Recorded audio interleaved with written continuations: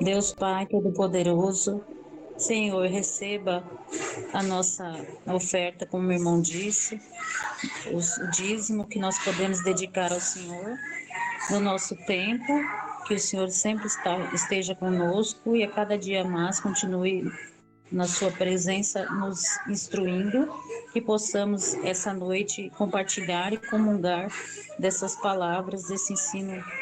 Agradecemos pela vida da irmã Martinha, missionária Martinha, e pedimos ao Senhor que Ele nos instrua com o seu Espírito Santo. Amém, em nome de Jesus. Nós estamos caminhando, cronologicamente pelo Antigo Testamento.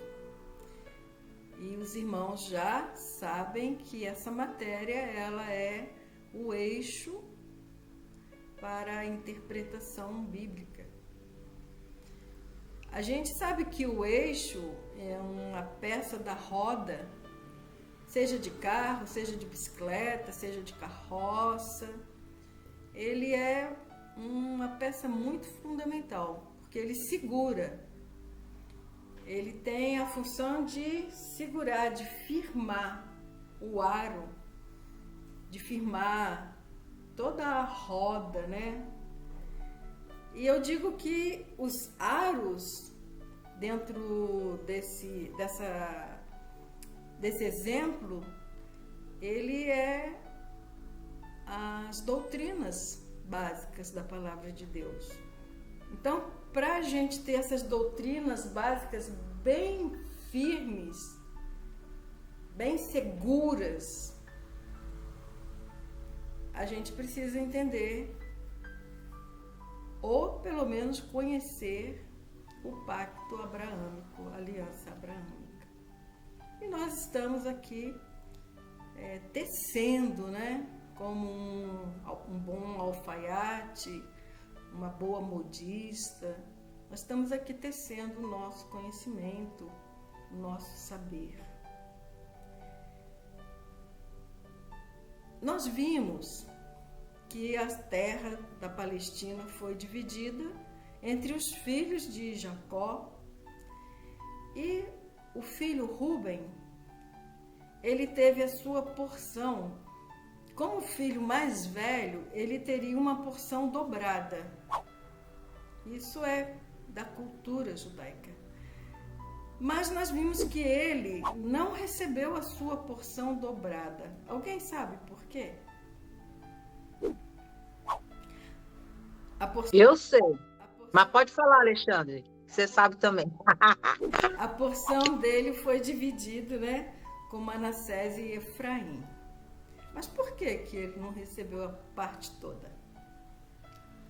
Ô, Kátia, fala você. Deixa o Alexandre, ele tem a hora dele. Porque ele, como é que está escrito na Bíblia? Profanou o leito do pai dele, Ele dormiu com a esposa, Porque era concubina de Jacó, mas era esposa, Era a esposa dele. Ele teve um caso com a mulher de Jacó. E ele perdeu a primogenitura, Por causa desse pecado aí. É um pecado bem engraçado, Marta? Falando assim de pecado, Tem pessoas que fizeram coisas piores, e Deus perdoou, e nesse caso Deus não considerou. Ele não aceitou isso aí, Você vê como Deus, ele se importa com algumas coisas que às vezes a gente não se importa, Por exemplo, Moisés matou lá o egípcio, E Deus não considerou tanto, mas nesse caso Deus considerou. Parece que Deus não se agradou muito disso aí, não. Verdade. Então a gente vê nessa história aí de Jacó e Rúben que Deus, ele realmente considera a família uma célula principal da sociedade. Deus dá muita importância, muito valor para a família. É da família que vem, a descendência. E ali estava sendo construída, estava nascendo uma nação. Uma nação através da qual Deus ele escolheu para se revelar a toda a humanidade. Então não pode ter mesmo certas manchas, certas marcas, né? Então ali nós vimos que Rubem perdeu a parte da sua herança, mas foi bem distribuído, porque foi distribuído pelos filhos de José, entre os filhos de José, Manassés e Efraim. E nós dissemos que hoje nós vamos caminhar mais um pouco nessa aventura pelo Antigo Testamento, falando sobre a anarquia até o livro de Juízes. Então, depois da divisão da terra, houve esse período da anarquia. E nesse período, quem sabe quem estava governando lá na Palestina? Quem governava no período da anarquia? Alô? Os juízes. Eu acabei de falar, né? Da anarquia ao livro de Juízes. Então, essa fase da anarquia, ela foi ali registrada no livro dos Juízes de Israel. Quando o juiz ele era temente a Deus, Israel ia bem. Quando o juiz ele não era temente a Deus, Israel ia em declínio. Veja como é importante o relacionamento com Deus. E eu aproveito para perguntar como vai o seu. Como está o seu relacionamento com Deus? Vocês sabiam que Sansão ele tinha esse papel de juiz? Quem sabia? Eu não estou ouvindo ninguém, parece que eu estou sozinha aqui. Eu não sabia, não.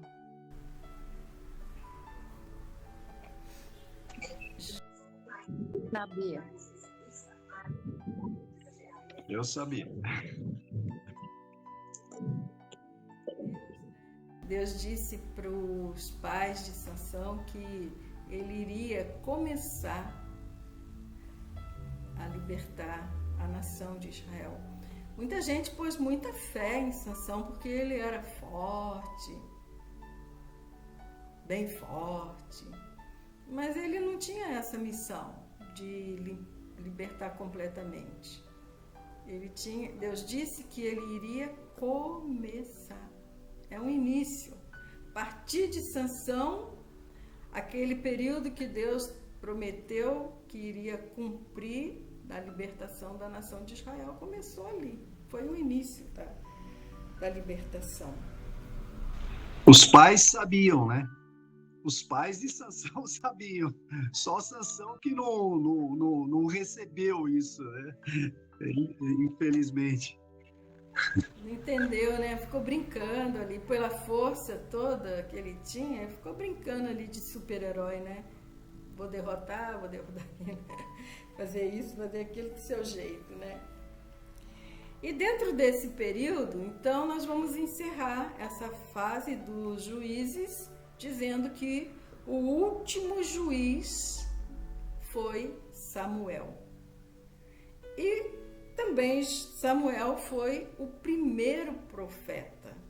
Então ele começa, né, uma fase, que é a fase dos profetas, e termina a fase dos juízes. Então Samuel foi o último juiz e o primeiro profeta da nação de Israel. Falando isso, nós entramos num período, né? Esse período de Samuel até os 400 anos de silêncio.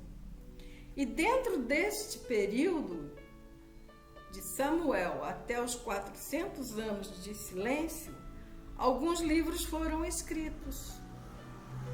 Quem sabe? Quem sabe quais foram os livros escritos nesse período? Quem quer participar? Reis, Primeiro e segundo Reis.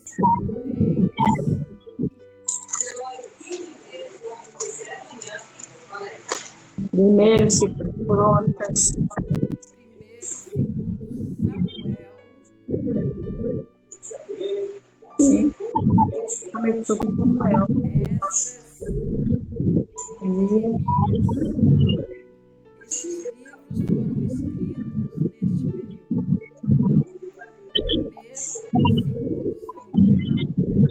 Então, primeiro e segundo Samuel, Reis, Esdras e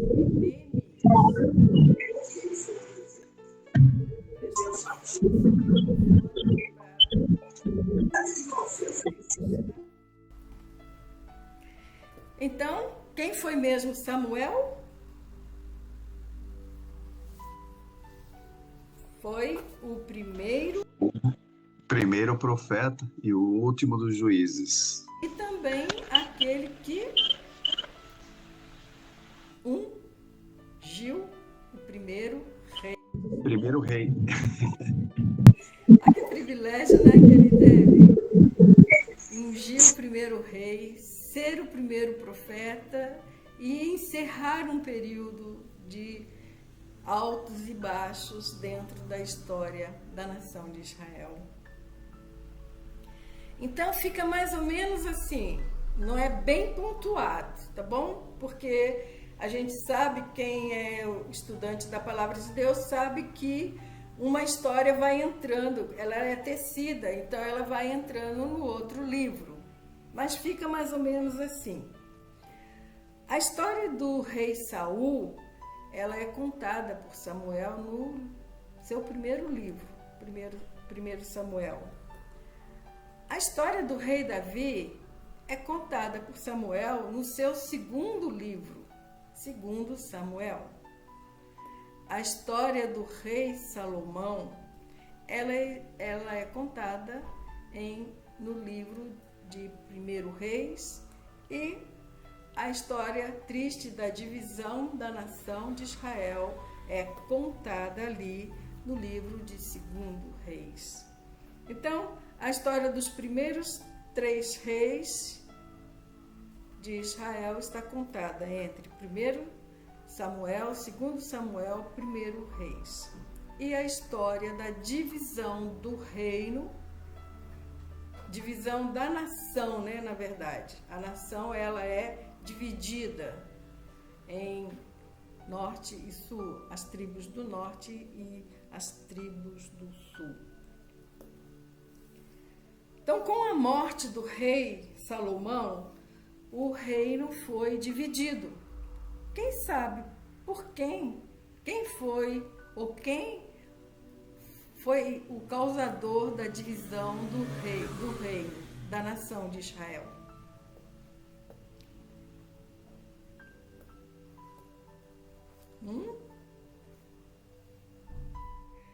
Jeroboão, e o outro é Roboão. E eles dividiram. Qual foi o motivo da divisão dos impostos? Ah, já falei, né? Já soprei, né? Qual foi o motivo, então, da divisão da nação? Quem sabe? Conta um pouquinho da história.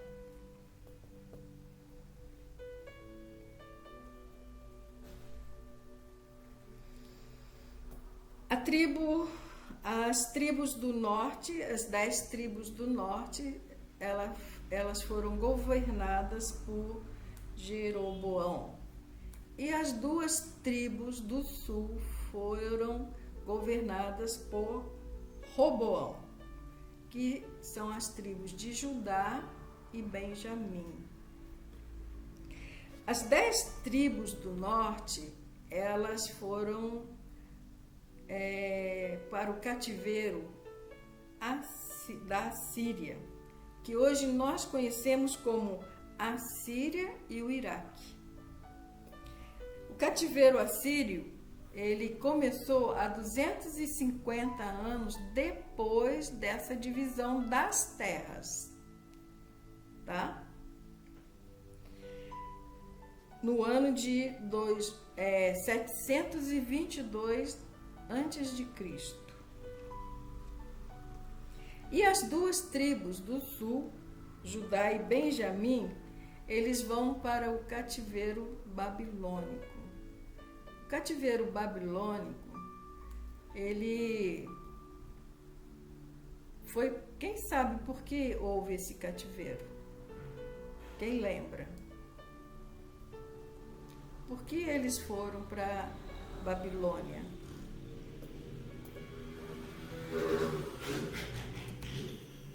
Por desagradar a Deus, fazer tudo o contrário. Mas qual foi a principal coisa que eles fizeram? Na idolatria, Principal coisa que eles fizeram foram não guardar o ano do jubileu. Eles, por não cumprir o ano do jubileu, que era depois tinha que libertar os escravos, dar anistia para todo mundo, eles não fizeram isso, e para cada período que eles não cumpriram o ano do jubileu, eles foram cativos na Babilônia por 70 anos. Então eles deixaram de, por 70 vezes, cumprir esse mandamento, né, que Deus deixou. Era uma lei que tinha que ser obedecida. Deus não tem intenção de que ninguém seja escravo de ninguém, principalmente irmão, ser escravo de irmão. Podia trabalhar para o irmão? Podia trabalhar por irmão. Se endividou, não tinha dinheiro para pagar, podia pedir um empréstimo para o irmão? Podia pedir um empréstimo para o irmão. Vai pagar devolvendo com trabalho? Vai pagar trabalhando. Mas no ano do jubileu tinha que receber a anistia e ir embora voltar para suas terras. Era essa a intenção de Deus. E esse cativeiro babilônico durou 70 anos. E ele foi no ano 872, depois da divisão das tribos. Essa região da Babilônia, você se lembra aonde que ela fica? Tem uma cidade muito importante na nossa história que faz parte dessa região ali da Babilônia. Então, a cidade do Ur dos Caldeus fica ali nessa região da Babilônia. Então, nós vimos essa parte da história e nós estamos vendo em uma ordem cronológica. E Deus está escrevendo a história. Deus é o autor da história. Deus está no controle de tudo isso. Deus está orquestrando todas essas coisas, porque Ele tem um plano maior, um plano mais elevado para alcançar toda a humanidade. Só que precisa passar pelo processo. E aí nós estamos vendo a construção dessa história, Deus escrevendo essa história. E nesse período, Esdras, ele é usado por Deus para levar uma parte do povo. Depois de 70 anos, Deus vai levar de volta o povo para Jerusalém. E ele usa Esdras e Neemias. Eles levaram duas tribos. As duas tribos do sul voltam com eles para Canaã. E a última turma volta com quem? Quem sabe? Quem quer participar?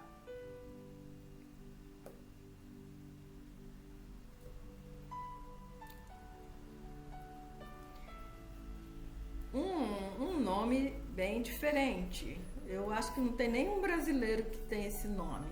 Ninguém teve coragem de pôr o nome no filho com esse nome aí. Zorobabel. Ele traz mais um grupo. Mas o interessante é que nem todos que estavam lá quiseram voltar.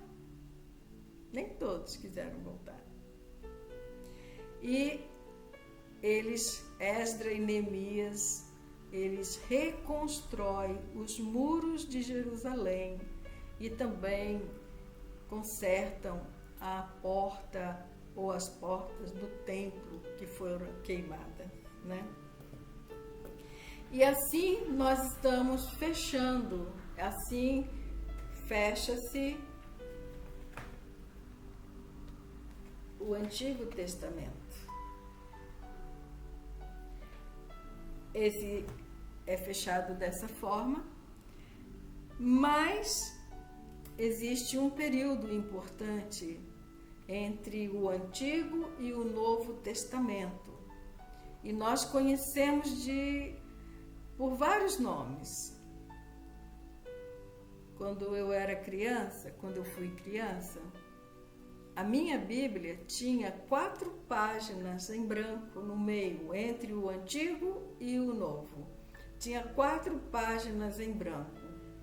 E ali, os meus professores da Escola Bíblica Dominical disseram que cada página correspondia a 100 anos de silêncio. Então, dava um total de 400 anos de silêncio, silêncio de Deus. Não houve voz profética nessa época. Deus não falava, Deus não estava falando mais, através dos profetas. Mas, embora fosse um tempo de silêncio, de Deus estar calado, foi um tempo de muito trabalho, muito intenso. Eu quero pedir você para ler o último versículo do livro de Malaquias. Os últimos, né? Capítulo 4, versos 5 e 6. O Antigo Testamento, ele encerra ali com uma promessa.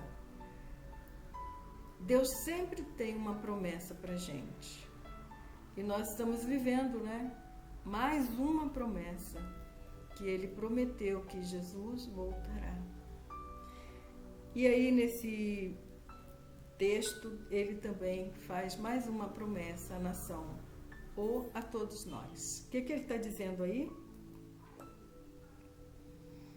Malaquias 4, 5 e 6. Eis que eu vos enviarei o profeta Elias, antes que venha o grande e terrível dia do Senhor. E ele converterá o coração dos pais aos filhos, e o coração dos filhos a seus pais, para que eu não venha e fira a terra com maldição. Amém. Olha que promessa mais linda que Deus faz aí. Eu acredito que você, como pai, vocês como mães, devem estar com o coração bem felizes, né, com essa promessa. Quem não quer, qual pai que não quer que o coração do seu filho se converta a seu coração? Mas saiba que Deus também quer que o seu coração se converta para seu filho. É esse o mecanismo de Deus. O pai se convertendo ao coração dos filhos e este correspondendo.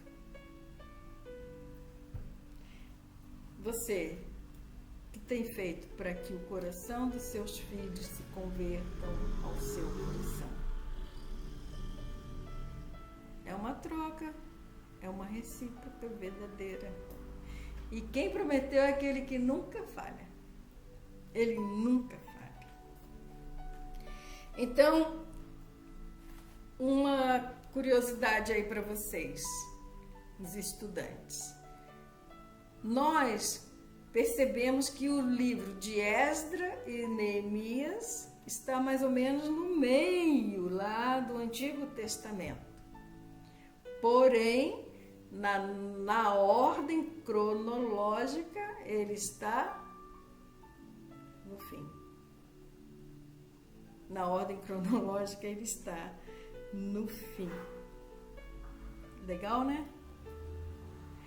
Essa Bíblia que eu ganhei, que eu me dei, aliás, que é essa Bíblia textual, ela está na ordem cronológica.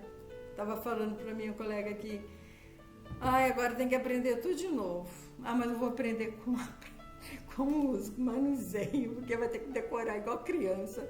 E eu acho que ainda não tem musiquinha com a música com a ordem cronológica. Alexandre, uma sugestão para você.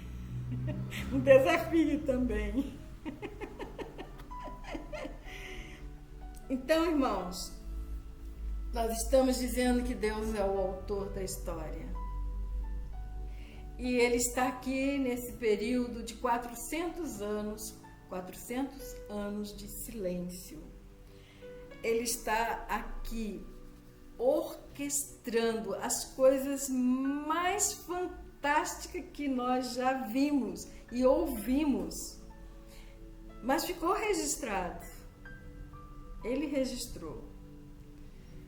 Não foi nas 4 páginas em branco, mas foi nesses livros que nós acabamos de ver a história. Deus escreveu ali. Esse período também ele é conhecido com outros nomes. Você se lembra? 400 anos de silêncio, que também é conhecido como período intertestamentário e período interbíblico, tá? Intertestamentário e período interbíblico, tão famoso 400 anos de silêncio. Então, embora tenha sido um tempo que Deus não usou a voz profética, ele trabalhou intensamente, teve muitas atividades nesse período. E esse período, ele começa com a morte de Malaquias, e Deus vai começar a falar, anunciando o nascimento de João Batista. Então, esse período deu 400 anos. E dentro desse espaço de tempo, houve alguns impérios. Quem lembra? Quais foram os impérios dessa época? O Império Persa, que ocorreu nos anos 430 a 331 a.C. Também houve o Império Grego, que foi dentro do período de 331 a 167 a.C. O primeiro foi qual, Marta? O primeiro império? Persa. De 430 a 331 a.C. O Império Persa. O Império Grego, 331 a 167 a.C. AC. Eu aprendi essa, eu não sabia. Eu não sabia que os macabeus tinham sido contados como um período, um império. Para mim, eles faziam parte da história, uma parte muito importante, por causa que foi uma conquista, né, muito grande ali, da família dos macabeus. E também eles tiveram uma influência muito grande na reconstrução da língua hebraica. Eles que trouxeram para reconstruir, para trazer novamente toda a parte cultural do povo de Israel que estava sendo perdida, né? E então esse Império Macabeu, dessa família dos Macabeus, foi dos anos 167 até os anos 63 a.C. E por fim, o tão famoso, conhecido Império Romano, que se deu nesse ano aí, que começou no ano 63 a.C. Na verdade, nós sempre ouvimos ou sempre citamos mais os dois impérios maiores, né? Que foi o Império Grego e o Império Romano. E a Bíblia fala do Império Medo-Persa. Cada um desses impérios, irmãos, cada um desses impérios foi um momento que Deus usou. Pode falar aí você? Fala para você mesmo. Deus usou. E Deus usou para quê, Martinha? Deus usou para tratar a nação de Israel. Aí eu aproveito para fazer uma perguntinha para você. Não posso deixar passar essa oportunidade, né? Você está passando por algum período difícil na sua vida? Olha o que eu acabei de dizer. Esses grandes impérios dominaram o mundo, dominaram a nação de Israel, pisaram o solo da nação palestina, pisaram Jerusalém, foram levados escravos. Os reis na sua terra eram tratados como escravos na terra dos outros. Mas Deus usou tudo isso para tratamento. Então é para nós pensarmos e refletirmos. Nós estamos passando por alguma coisa, alguma escravidão, algum momento de opressão na nossa vida? É o tratamento de Deus. Veja onde Ele está trabalhando. Na nação de Israel, Deus usou a Babilônia para curar. Presta bem atenção. Escreva aí no seu caderno. Escreva na sua Bíblia. Deus usou para curar a nação de Israel da idolatria. Você está tendo algum atrito aí, algum relacionamento? Será que não é um ídolo que Deus está querendo tirar da sua vida? Pense bem. Irmãos, não perca a oportunidade que Deus tem nos dado para tratamento. Tratamento. Deus nos ama. Ele quer nos ver felizes. Sabe, eu estava até conversando esse dia com a irmã Beatriz. Deus quer ver a gente feliz, por isso Ele nos criou para o louvor da sua glória. E ninguém canta se não estiver feliz, não é verdade? Ninguém canta triste.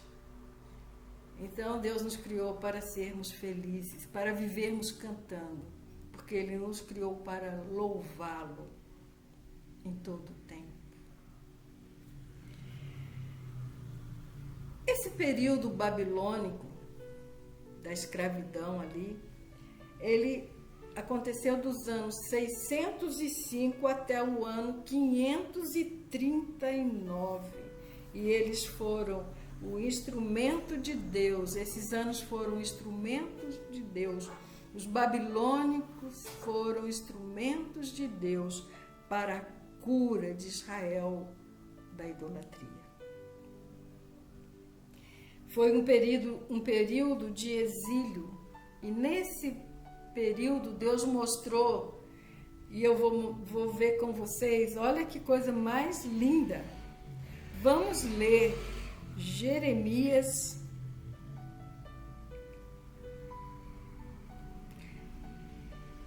29, 10 a 14.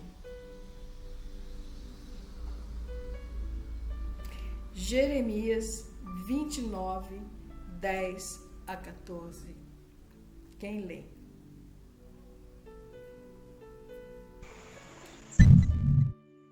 Porque assim diz o Senhor: certamente que passados 70 anos em Babilônia, vos visitarei e cumprirei sobre vós a minha boa palavra, tornando-vos a trazer a este lugar.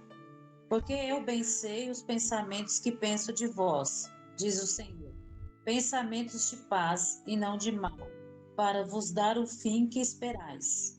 Então me invocareis e ireis, e orareis a mim, e eu vos ouvirei. E buscareis... Oi? Para? E buscar-me-eis e me achareis, quando me buscardes de todo o vosso coração. E serei achado de vós, diz o Senhor, e farei voltar os vossos cativos, e congregar-vos-ei de todas as nações, e de todos os lugares para onde vos lancei, diz o Senhor, e tornarei a trazer-vos ao lugar de onde vos transportei. Amém. Então nós vimos aí, Deus fez uma promessa e Deus cumpriu a promessa. Dentro dessa história tem a história da estátua. Lembra da história da estátua? Da cabeça de ouro, de corpo de metal, de não sei se é prata ou bronze, as pernas, um pedacinho lá de barro. Então, esse período aí, essa estátua, ela representa esses períodos que nós estamos vendo. E você pode ver que nessa estátua, Deus representa ali um reino, um império maior. Deus vai preparando sempre um império maior para dominar. Pode ver como Deus fez ali, nessa história. Então agora ele prepara o Império Medo-Persa para tomar o Império Babilônico. Se você olhar na internet, procurar ver lá como que era a Babilônia no mundo antigo, você vai ver que ela tinha ali vários canais. Ela era toda assim cercada por canais. Agora, olha como Deus deu uma estratégia maravilhosa para Ciro, o rei persa. Deus deu uma estratégia para ele ir lá na fonte desses canais e bloquear ali, impedindo que as águas enchessem os canais de proteção ao redor da Babilônia. Então, com algum tempo, não tendo mais água, não chegando mais água para manter o nível de segurança, percebe? A água foi baixando, foi baixando, foi baixando. E chegou ao ponto de ficar tão baixo que o rei Ciro, com o seu exército, entrou por baixo da muralha e invadiu e tomou Babilônia. Esse é o nosso Deus. E o mais interessante, magnífico que eu acho, é que naquela época, um reino, quando um império dominava um outro império, quando um reino dominava um outro reino, eles pegavam as pessoas e as tornavam suas escravas. E não foi assim com Ciro. Ciro libertou a nação de Israel. Deus usou Ciro, e Deus até chama ele de meu. E Deus usou ali o império para juízo e para libertação. Para juízo, para julgar a Babilônia com as suas ações, quando eles entraram em Jerusalém e destruíram o templo de Jerusalém, queimando suas portas e também derrubando os seus muros, muro de proteção. A gente sabe que a cidade fortificada é uma cidade protegida. Você tem cuidado dos muros da sua alma para proteger dos inimigos ou do inimigo? E ali, agora nós vemos Deus, né, usando o rei Ciro para libertar a nação de Israel e levá-la de volta para os seus termos. Não é muito lindo? Eu acho isso assim maravilhoso. E Deus está por trás da história. Deus é o Senhor da história. Deus é quem está escrevendo esta história. E vem o período dos medos e persas. E esse período ele domina entre os anos 539 a 331 antes de Cristo. Vamos ver, olha como Deus, olha irmãos, Deus é tão lindo que antes de acontecer ele escreve, para quando acontecer eles se lembrem que Deus é onisciente, que ele já tinha previsto tudo aquilo. E mais ou menos 200 anos antes de tudo isto acontecer, Deus mostrou para Isaías.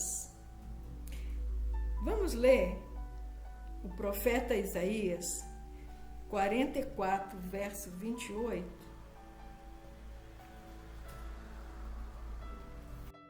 Vou ler.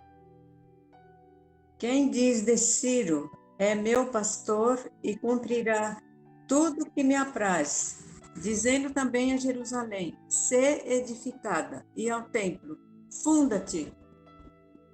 Deus cumpre esta profecia. Deus usou, né? Deus usou o rei Ciro para libertar seu povo do cativeiro da Babilônia. Deus fortaleceu também os gregos do mundo antigo para conquistar. Nos anos 331 a 167, Alexandre o Grande, ele dominou todo o mundo antigo, menos um país, que foi a Índia. E aos 29 anos, Alexandre ele tinha conquistado todas as nações, todo o mundo daquela época, né? Mas Deus também usa Alexandre, assim como usou Ciro, para poupar a nação de Israel. Ele oferece à nação de Israel uma imunidade e permite que eles continuem servindo e adorando o seu Deus.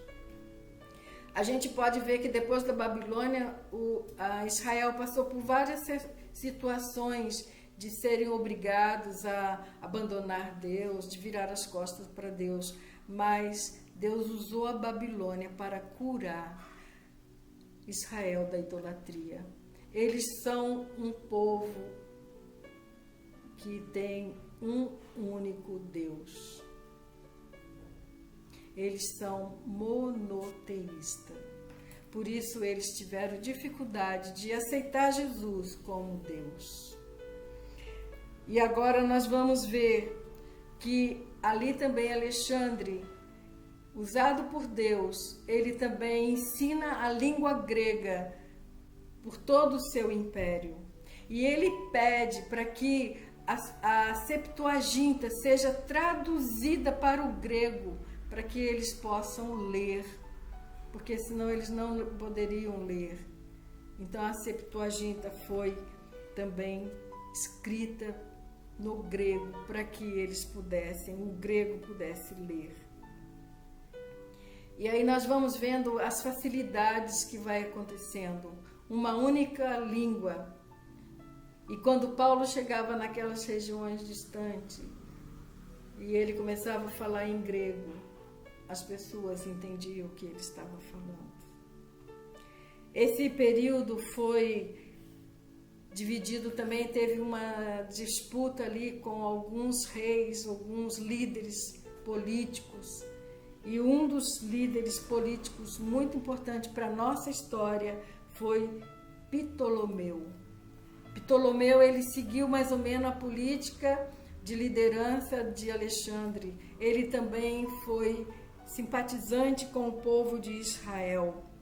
Ele também manteve os escritos, os livros do povo judeu. E ele também permitiu que fosse, nessa época, construído várias sinagogas. O templo ainda não estava pronto, mas foi construído sinagogas, onde nós vimos Jesus várias vezes entrar em algumas delas. Vimos Paulo entrando em algumas delas para também ensinar. Está percebendo a mão de Deus atrás da história? O pior dos reis dessa época foi do reino Seleucidas, foi o Antíoco Epifânio. Esse homem foi terrível para os judeus. Ele construiu um altar no templo e ele fez o quê? Ele sacrificou ali porcos diariamente. Você imagina a abominação desoladora para Israel, sendo que eles também têm o porco como um animal imundo? Mas levantou-se uma família, que foi a família do Macabeu, e dentro desse período, um líder político, um soldado, Matatias, ele inicia uma revolução. E ali eles conseguem reconquistar a cidade de Jerusalém. Percebe você uma coisa? Todos aqueles que se levantaram durante todo o período da história, que quis matar, que quis destruir o reino, o povo de Deus, morreu. Todos eles foram mortos, e foram mortos pela mão de Deus. Lembra de Amã? Aquele homem queria destruir a nação de Israel. E, no entanto, ele morreu na própria forca que ele tinha preparado. Lembra de Acabe e de Jezabel? Pois eles também tiveram uma mortes que foi Deus quem tirou a vida deles. Então, se algum dia você passar por alguma perseguição religiosa, fique tranquilo, Deus está acompanhando tudo. E Ele vai livrar o seu povo no momento certo, na hora certa. Então, irmãos, veja, Deus está escrevendo a história. E nesse período dos 400 anos de silêncio, a Palestina foi novamente conquistada pelo general Pompeu nos anos 60 a.C. E ali Roma foi o grande império. A partir dali foi o grande império. Então, para resumir, Deus usou os gregos para traduzir a Septuaginta para o grego e facilitando assim para todo mundo, porque a língua agora todo mundo tinha que conhecer. Ele também fortaleceu a cultura judaica e ele implanta o grego como a língua universal. Deus também usou os macabeus, porque a partir deles, ali naquele período, surgiu os fariseus, os saduceus e os escribas. Você sabia disso? E Deus também fortalece, através dos macabeus, o zelo pela religião, o zelo pelas coisas de Deus. E por último, Deus usou os romanos, porque Ele preparou o mundo, preparou todo o mundo para aquilo que Ele tinha de melhor para nós. Jesus Cristo, o Salvador. Ele fez com que as estradas, os romanos, eles calçaram as estradas, facilitando assim que eles transitassem para lá e para cá com mais facilidade. E era também mais livre porque não tinha mais, por causa da Pax Romana, que é a paz romana, não tinha mais a questão dos assaltantes andando por lá, pegando todo mundo. Era mais protegidos. Então podia andar mais livremente, mais seguros com essa Pax Romana. As viagens se tornaram mais seguras. E nós podemos assim terminar essa nossa aula de hoje dizendo que Deus, no seu silêncio, Ele fez muitas obras, preparando o mundo para uma obra muito maior, para um período muito mais glorioso do que fora todos os impérios pelo qual a terra já passou. Hoje nós vivemos o período da graça, onde o Evangelho de Jesus Cristo ele é pregado a todas as nações, com toda a liberdade ainda. Tem países que já não têm mais liberdade, mas aqui no Brasil ainda temos toda a liberdade de pregar o Evangelho, até que o Senhor volte. Amém? Eu gostaria de terminar com o Jó 42, verso 2. Não sei se vai dar tempo, mas você pode, se você conseguir achar e ler, Jó 42, verso 2.